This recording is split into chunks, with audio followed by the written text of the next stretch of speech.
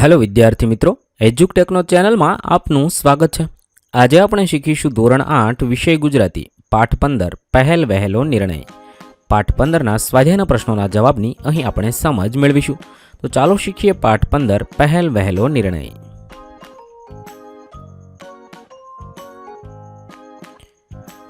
સૌપ્રથમ પ્રશ્ન નંબર 1 વાતચીત। સવાલ નંબર 1 તમારે શાળામાં જવાનું હોય તે પહેલા તમારી માતા શી તૈયારી કરે છે? જવાબમાં લખી શકાય, મારે સવારે શાળામાં જવાનું હોય તે પહેલાં મારી માતા આ પ્રમાણે તૈયારી કરે છે। મને ઉઠાડી મને બ્રશ કરવા મોકલી મારા માટે દૂધ બનાવે છે। હું દૂધ પી લીધા પછી સ્નાન આદિ ક્રિયાઓ કરવા જાઉં ત્યારે તે મારો સ્કૂલ યુનિફોર્મ તૈયાર રાખે છે। તે મારા શાળાના વિરામ માટે નાસ્તો તૈયાર કરે છે। હું નાહીને તૈયાર થઈને આવું ત્યારે મારા માટે કેળા, સફરજન વગેરે ફળ કાપીને તથા ખજૂર નાસ્તામાં આપે છે। હું નાસ્તો કરી લઉં ત્યાં સુધીમાં તે મારા બૂટ સાફ કરીને મોજા બૂટ તૈયાર રાખે છે। આમ હું શાળા માટે તૈયાર થાઉં ત્યારે બધા કાર્યોમાં માતા મને મદદ કરે છે। 2 તમારે શહેરની કોઈ હોસ્ટેલમાં જવાનું થાય તો તમને ગમે? કેમ? જવાબમાં લખી શકાય, મારે શહેરની કોઈ હોસ્ટેલમાં જવાનું થાય તો મને ખૂબ જ ગમે। ઘર અને શાળાના એક પ્રકારના ઢાંચાથી બહાર નીકળીએ તો શહેરની શાળા કે હોસ્ટેલમાં અલગ વાતાવરણ મળે। એ વાતાવરણ પણ ખાસ કરીને સામૂહિક જીવનના શિક્ષણને ધ્યાનમાં રાખીને હોય તેથી વિશેષ ઘડતર થાય। ઘરથી દૂર રહેવાના ગેરફાયદા કરતાં ફાયદા વિશેષ છે, તેથી મને ગમે। સવાલ નંબર 3 ઘર અને હોસ્ટેલના જીવનમાં શું તફાવત જોવા મળે છે? ઘર અને હોસ્ટેલના જીવનમાં ઘણા મહત્વપૂર્ણ તફાવત જોવા મળે છે। ઘરના જીવન અને હોસ્ટેલમાં જીવનમાં મળતા તફાવતમાં લખી શકાય, ઘરે માતા પિતા બધી જવાબદારીઓ સંભાળે છે, જ્યારે હોસ્ટેલમાં બધું જાતે સંભાળવું પડે છે, જેમ કે કપડાં ધોવા, સમયસર ઉઠવું, અભ્યાસની જવાબદારી વગેરે। ઘરના જીવનમાં માતા હાથનું ગરમાગરમ અને મનપસંદ ભોજન મળે છે। હોસ્ટેલમાં મેસનું ભોજન લેવું પડે છે, જે કદાચ પસંદગીનું ન પણ હોઈ શકે। ઘરના જીવનમાં કુટુંબ સાથે આત્મીય વાતાવરણ હોય છે। હોસ્ટેલમાં વિવિધ વિચારવાળા સંસ્કૃતિના મિત્રો સાથે રહેવાનું થાય છે। ઘરના જીવનમાં નિયમો અને સમયમાં થોડી છૂટછાટ મળે છે, જ્યારે હોસ્ટેલમાં નિયમો ચુસ્ત હોય છે, સમયપત્રક પાળવું પડે છે।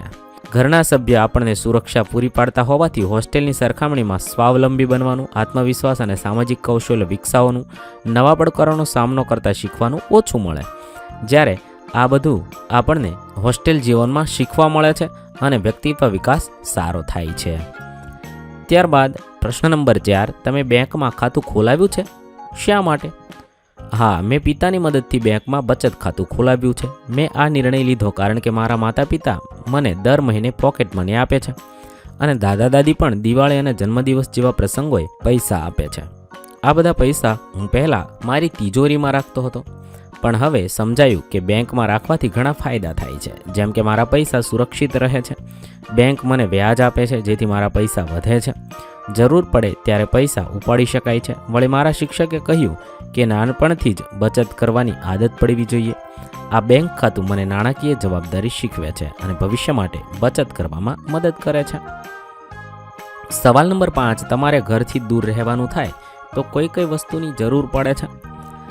મારે ઘરથી દૂર રહેવાનું થાય તો મારે નીચેની વસ્તુની જરૂર પડે છે। પહેલું તો રોજિંદા કપડાં, અંડરગાર્મેન્ટ્સ, મોજા, ટુવાલ, નેપકિન, ટૂથબ્રશ, ટૂથપેસ્ટ, સાબુ, શેમ્પૂ, નેઇલ કટર, કાંસકો, બેડશીટ, ઓશીકું, બ્લેન્કેટ વગેરેની જરૂર પડે છે।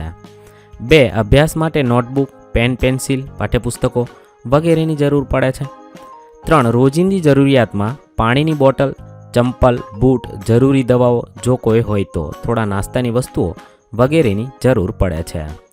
4 અન્ય મહત્વપૂર્ણ વસ્તુઓમાં ફોટો આઈડી, ઇમરજન્સી કોન્ટેક્ટ નંબર્સનું લિસ્ટ, થોડા પૈસા ઇમરજન્સી માટે, સંપર્ક માટે ફોન નંબર વગેરેની જરૂર પડે છે। સવાલ નંબર 6 શાળાએ આવતા પહેલાં તમારા માતા પિતા તમને શી શિખામણ આપે છે? શાળાએ આવતા પહેલાં મારા માતા પિતા મને શિખામણ આપે છે કે દરેક શિક્ષકનો આદર કરજે, તેઓ જે ભણાવે તેને ધ્યાન દઈને ભણજે, શિક્ષકની દરેક સૂચનાને ધ્યાનથી સાંભળીને તે પ્રમાણે અભ્યાસ કરજે, વર્ગના વિદ્યાર્થીઓ સાથે પ્રેમપૂર્વક અને સભ્યતાથી વર્તજે, વર્ગખંડમાં શિસ્તનું પાલન કરજે, લંચ બ્રેકમાં મિત્રો સાથે વહેંચીને નાસ્તો કરજે, આવી શિખામણ આપે છે। સવાલ નંબર 7 તમારા પિતા તમારા પર ક્યારેય ગુસ્સે થયા છે? શા માટે? મારા પિતાજી મારા પર ગયા અઠવાડિયે ખૂબ ગુસ્સે થયા હતા, કારણ કે હું આગળના દિવસે મોબાઈલ ફોન પર ગેમ રમવામાં એટલો મશગુલ હતો કે મારું ગૃહકાર્ય કર્યું નહોતું. તેથી બીજા દિવસે મારા શિક્ષકશ્રી તરફથી ચિઠ્ઠી આવી કે મેં ગણિત અને વિજ્ઞાનનું ગૃહકાર્ય કર્યું નથી.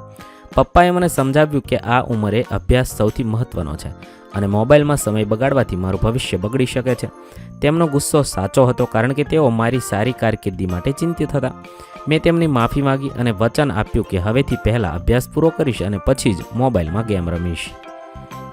8. તમારી આસપાસ કોઈએ અધવચ્ચેથી ભણવાનું છોડી દીધું છે? કેમ? હા, મારી સોસાયટીમાં રહેતા નિમિતે ગયા વર્ષે ધોરણ 9માંથી ભણવાનું છોડી દીધું હતું. તેના પિતાજીનું અચાનક અવસાન થવાથી ઘર ખર્ચને પહોંચી વળવા તેણે નાની ઉંમરે જ દુકાન પર કામ કરવા જવું પડ્યું. મને ખૂબ દુઃખ થાય છે કે તે ભણી ન શક્યો. હું માનું છું કે દરેક બાળકને ભણવાની તક મળવી જોઈએ. સવાલ નંબર 9. તમે તમારા મિત્રને ક્યારે ક્યારે મદદ કરો છો? શા માટે? અહીંયા તમારે તમારા મિત્રને તમે ક્યારે મદદ કરો છો એ લખવાનું છે. હું મારા મિત્ર અમિતને ગણિત અને વિજ્ઞાનના દાખલા સમજવામાં મદદ કરું છું, કારણ કે મને આ વિષયો સારા આવડે છે. જ્યારે તે બીમાર પડે ત્યારે હું તેને નોટ્સ આપું છું. મિત્રોએ એકબીજાની મદદ કરવી જોઈએ એવું હું માનું છું. વળી જ્યારે મને અંગ્રેજીમાં મુશ્કેલી પડે છે ત્યારે અમિત મને મદદ કરે છે. સવાલ નંબર 10. તમે પૈસાની બચત કેવી રીતે કરશો? એ બચતનો તમે શું ઉપયોગ કરશો? મારા માતા પિતા મને એક ગુલ્લક આપ્યું છે. તેમાં હું મારી પોકેટ મનીમાં મળેલા પૈસામાંથી થોડા બચાવું છું. આ બચતથી હું મારા ઉચ્ચ અભ્યાસ માટે એક ટેબ્લેટ ખરીદવા માગું છું, જેથી ઓનલાઈન અભ્યાસ કરી શકું. વળી થોડા પૈસા હું ગરીબ વિદ્યાર્થીઓને અભ્યાસમાં મદદ માટે પણ વાપરવા માગું છું. આવી રીતે તમે શું ઉપયોગ કરશો તે તમારે અહીંયા લખવાનું છે. પ્રશ્ન નંબર 2. કૌંસમાં આપેલા શબ્દોનું વર્ગીકરણ કરો. તેમાં એકમને આધારે વધુ શબ્દોને ઉમેરવાના છે. અહીંયા કૌંસમાં કેટલાક શબ્દ આપેલા છે, તેનું વર્ગીકરણ કરવાનું છે. તો બેંકને લગતા શબ્દ છે બેંક, ફોર્મ, બચત ખાતું, પૈસા, એસોસિએટેડ, એકાઉન્ટ, ચેકબુક, બેલેન્સ. જ્યારે શિક્ષણને લગતા શબ્દમાં university, form, engineering, chemical engineer, admission, career, college, class, graduate, degree, distinction, registration, semester, આવા બધા શબ્દ ઉમેરી શકાય. ત્યારબાદ પ્રશ્ન નંબર 3. આ એકમમાં વપરાયેલા અંગ્રેજી શબ્દ શોધી તેનો ગુજરાતી અર્થ જણાવો. ઉદાહરણ તરીકે યુનિવર્સિટી તો વિશ્વવિદ્યાલય. એવી રીતે આપણે અંગ્રેજી જે શબ્દ વપરાયા છે તેના ગુજરાતી શબ્દ શોધીને લખવાના છે. પહેલું એકાઉન્ટ, 2 એડમિશન તો પ્રવેશ અથવા દાખલો, 3 એન્જિનિયરિંગ એટલે યંત્રશાસ્ત્ર અથવા અભિયાંત્રિકી, 4 અપડાઉન તો ઊંચ નીચ અથવા ચઢ ઉતર અથવા આવન જાવન પણ કહી શકાય, 5 એસોસિએટેડ તો સંકળાયેલ અથવા જોડાયેલ, ઓફિસ તો કચેરી અથવા કાર્યાલય, 7 કબડ તો અલમારી અથવા કબાટ થશે, 8 કિલોમીટર તો 1000 મીટર એટલે કે અંતરનું માપ છે, 9 કેન્ટીન તો અલ્પાહાર માટેની જગ્યા, 10 કેમિકલ તો રસાયણ, 11 કેરિયર તો વ્યવસાય અથવા નોકરી અથવા કારકિર્દી, 12 કોલેજ એટલે મહાવિદ્યાલય, 13 ક્લાસ એટલે વર્ગ, 14 ગ્લાસ તો કાચનો પ્યાલો, 15 ગ્રેજ્યુએટ તો સ્નાતક અથવા પદવીધર, 16 ટૂથપેસ્ટ તો દાંતનું મંજન, 17 ટૂથબ્રશ તો દાંત ઘસવા માટેનું બ્રશ, 18 ટેબલ તો મેજ, 19 ડાઇનિંગ ટેબલ તો જમવાનું મેજ, 20 તો ડિગ્રી અથવા પદવી, 21 તો ડિસ્ટિંક્શન તો 70% ઉપરાંત ગુણ મેળવવા તે, 22 નાયલોન તો કૃત્રિમ રેસો, 23 નંબર તો અંક, 24 ફેક્ટરી તો કારખાનું, 25 ફેકલ્ટી તો વિદ્યાશાખા, 26 ફી તો શુલ્ક, 27 બંગલો તો કોઠી અથવા એકલું વિશાળ મકાન, 28 બિલ તો હિસાબની ચિઠ્ઠી, 29 બૂટ પોલિશ તો જોડાને લગાવવાની પોલિશ કે તે લગાવવી તે, 30 બેંક તો નાણાંનો વ્યવહાર કરવાની સગવડવાળે આપતી પેઢી, 31 બેન્ચ તો પાટલી, 32 બેલેન્સ તો સમતોલન અથવા જમા રકમ, 33 બોટલ તો કાચની બરણી, 34 બેડરૂમ તો શયનખંડ અથવા સુવાનો ઓરડો, 35 મેસ તો ભોજનાલય, 36 મૂળ તો મનઃસ્થિતિ, 37 રજિસ્ટ્રેશન તો નોંધણી,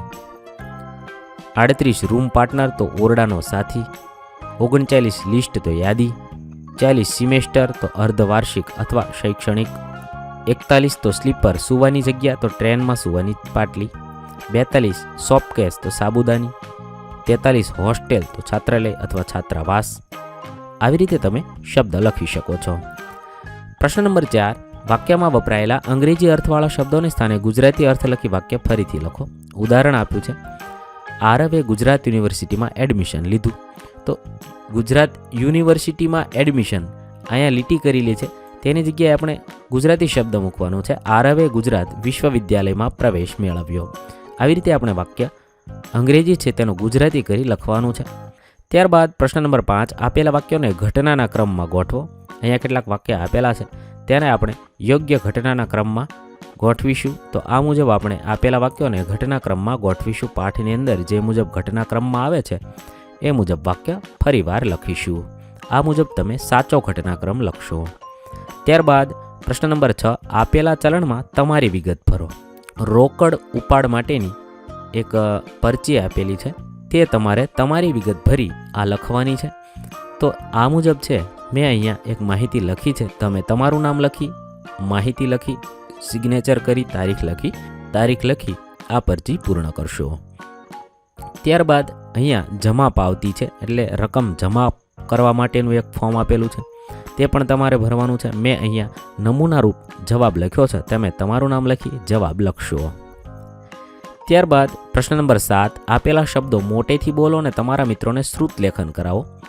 ઉદાહરણ છે, university, chemical branch, engineer, distinction, associate તમારે બોલવાનું છે અને અઘરા શબ્દ અથવા વાક્યનું ઉચ્ચારણ કરવાનું છે અને તમારા મિત્રો આ વાક્ય લખશે.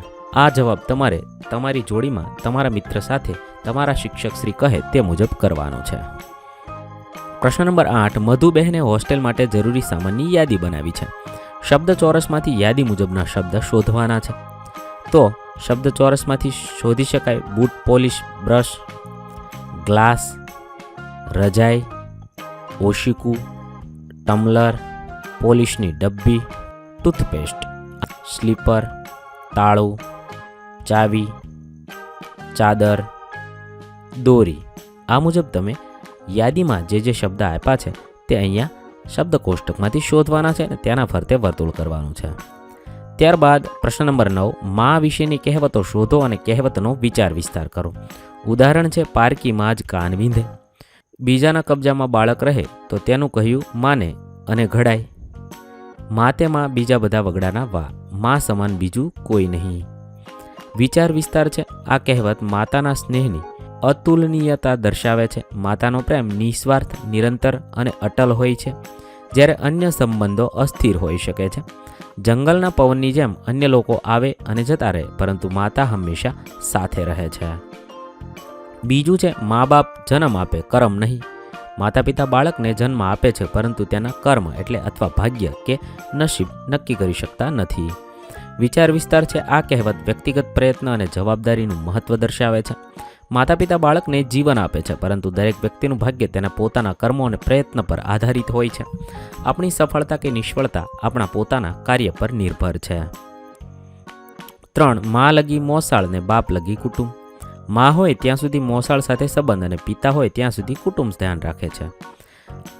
વિચાર વિસ્તાર લખી શકાય, આ કહેવત કુટુંબમાં માતા પિતાનું મહત્વ દર્શાવે છે.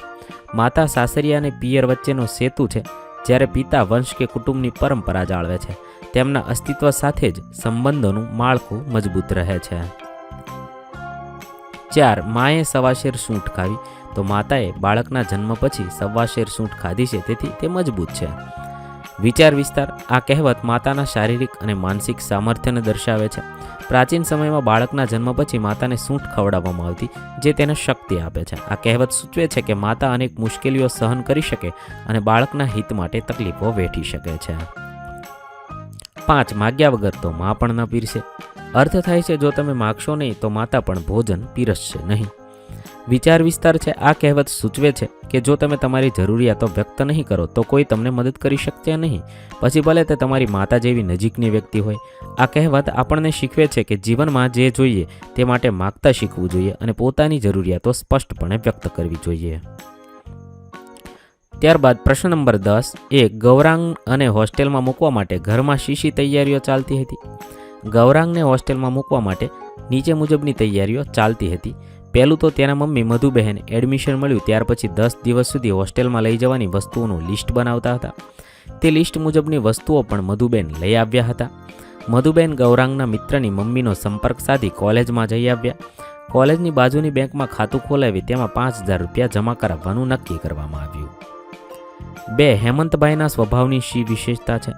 હેમંતભાઈ સ્વભાવે ચોકસાઈવાળા વ્યક્તિ છે. તેઓએ હિસાબની વ્યવહારની ચીવટને કારણે બંગલો, કાર, ફેક્ટરી વગેરે ઊભું કર્યું છે. તેઓ નાળિયેરની છાલ જેવા કડક અને એટલા જ કોપરા જેવા કૂણા પણ છે. 3. મધુબેન ગૌરાંગની હોસ્ટેલ જવા માટેનો આગ્રહ શા માટે રાખતા હશે?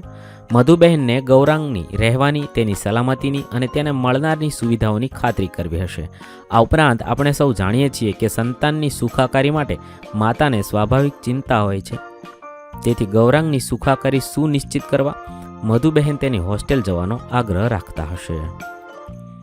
4. હેમંતભાઈ ગૌરાંગ ઉપર શા માટે તાડુકી ઉઠ્યા? એક દિવસ ગૌરાંગ અને હેમંતભાઈ ડાઇનિંગ ટેબલ પર બેસીને બેંક એકાઉન્ટ તપાસી રહ્યા હતા. ત્યારે હેમંતભાઈને અચાનક ગૌરાંગ હોસ્ટેલમાં રહેવા ગયો હતો. ત્યારે તેના નામે બેંકમાં 5,000 રૂપિયા જમા કરાવેલા હતા તે યાદ આવ્યું. હેમંતભાઈએ કહ્યું કે તે મેસનું, કેન્ટીનનું કે ધોબી દૂધવાળાના બિલ માટેના તેમજ કોલેજ અને હોસ્ટેલ ફીના પૈસા ઘરેથી લઈ જતો હોવાથી તે બેંક એકાઉન્ટમાં વ્યાજ સાથે કેટલું બેલેન્સ છે તેના જવાબમાં ગૌરાંગે ખબર નથી કહ્યું. ત્યારે હેમંતભાઈ તેના પર તાડુકી ઉઠ્યા. 5. ગૌરાંગ પોતાના પિતાને બેંક એકાઉન્ટનો હિસાબ આપવાનું શા માટે ટાળતો હતો? ગૌરાંગની સાથે હોસ્ટેલમાં રહેતા મિત્ર વિજયના ઘરની સ્થિતિ સારી નહોતી. તેના પિતા વિજયના ભણવાનો ખર્ચ ઉઠાવતા હતા, પરંતુ તેના પિતાનું મૃત્યુ થવાથી તે અભ્યાસ છોડી નોકરીએ લાગી જવા ઈચ્છતો હતો. ગૌરાંગ અને હોસ્ટેલના 5-6 વિદ્યાર્થીઓએ મળીને તેની કોલેજ અને હોસ્ટેલનો ખર્ચ ભોગવવાનું નક્કી કર્યું. આથી તેણે બેંક એકાઉન્ટમાં જમા થયેલા 5,500 રૂપિયા વિજયના અભ્યાસ પાછળ ખર્ચી નાખ્યા હોવાથી તે તેના પિતાને બેંક એકાઉન્ટનો હિસાબ આપવાનું ટાળતો હતો. 6. પિતાએ આપેલા રૂપિયાનું ગૌરાંગે શું કર્યું? કેમ? ગૌરાંગના પિતાએ આપેલા રૂપિયા તેણે પોતાના હોસ્ટેલના મિત્ર વિજયની કોલેજ અને હોસ્ટેલ ફી ભરવામાં ખર્ચી નાખ્યા. કારણ કે તેના મિત્ર વિજયના ઘરની પરિસ્થિતિ સારી નહોતી. તેના પિતા તેના ભણતરનો ખર્ચ ઉઠાવતા હતા. તેના પિતાના મૃત્યુ પછી વિજય અભ્યાસ છોડી નોકરીએ લાગી જવા માંગતો હતો. આથી ગૌરાંગે અને હોસ્ટેલના 5-6 વિદ્યાર્થીઓએ મળીને તેની કોલેજ અને હોસ્ટેલનો ખર્ચ ભોગવવાનું નક્કી કર્યું. 7. ગૌરાંગનો પહેલ વહેલનો નિર્ણય તમને ગમ્યો? કેમ? હા, મને ગૌરાંગનો પહેલ વહેલો નિર્ણય ગમ્યો. કારણ કે કોઈ વિદ્યાર્થીના ભણતરનો ખર્ચ ઉઠાવવાનો નિર્ણય સંપૂર્ણપણે યોગ્ય ગણી શકાય.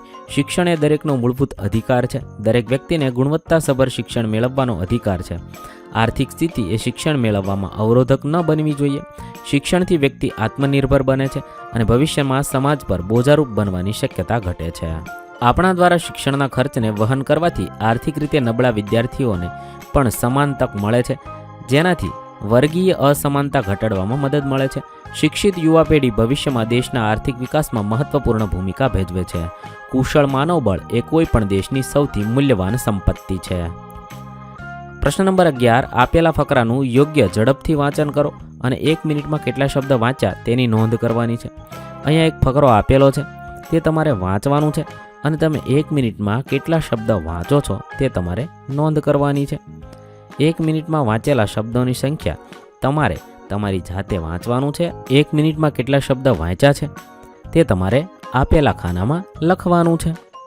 અહીં આપણા પાઠ 15ના પ્રશ્નોના જવાબ પૂર્ણ થશે. વિદ્યાર્થી મિત્રો, ધોરણ 8ના ગુજરાતી વિષયના તમામ પાઠના પ્રશ્નોના જવાબના વિડીયો આપણી ચેનલ પર ઉપલબ્ધ છે, જે તમે ધોરણ 8 ગુજરાતી નામના પ્લેલિસ્ટમાંથી મેળવી શકો છો. પ્લેલિસ્ટની લિંક વિડીયોના ડિસ્ક્રિપ્શનમાં આપેલી છે. તથા જો તમારે તેની પીડીએફની જરૂર હોય તો તે તમે આપણી એપ્લિકેશન પરથી મેળવી શકો છો. એપ્લિકેશનની લિંક પણ વિડીયોના ડિસ્ક્રિપ્શનમાં આપી છે. વિદ્યાર્થી મિત્રો, આપેલા વિડીયોની જો તમારે પીડીએફની જરૂર હોય તો તમે આપણી એપ્લિકેશન સ્માર્ટ સાથી પરથી મેળવી શકશો. વિદ્યાર્થી મિત્રો, આપણી એપ્લિકેશન સ્માર્ટ સાથી પ્લે સ્ટોરમાં આવી ગઈ છે, જેની અંદર તમે બધા વિભાગ જોઈ શકો છો. તેની અંદર વિવિધ ધોરણ છે. ધોરણ ઉપર ક્લિક કરતાં વિવિધ વિષય ખુલશે. વિષય ઉપર ક્લિક કરતાં તેની અંદર આવતા પાઠ ખુલશે. તેની અંદરથી તમે પાઠ્યપુસ્તક પણ ડાઉનલોડ કરી શકો છો. તેની અંદર આપેલા પાઠમાં ક્લિક કરતાં તમે પાઠની પીડીએફ, સ્વાધ્યાયની પીડીએફ, સ્વાધ્યાયન પોથીની પીડીએફ, પાઠના વિવિધ વિડીયોઝ, સ્વાધ્યાયના વિડીયોઝ, સ્વાધ્યાયન પોથીના વિડીયોઝ બધું જોઈ શકો છો અને ડાઉનલોડ પણ માત્ર એક ક્લિકમાં કરી શકો છો. વિદ્યાર્થી મિત્રો, આપણી એપને સપોર્ટ કરજો, ડાઉનલોડ કરજો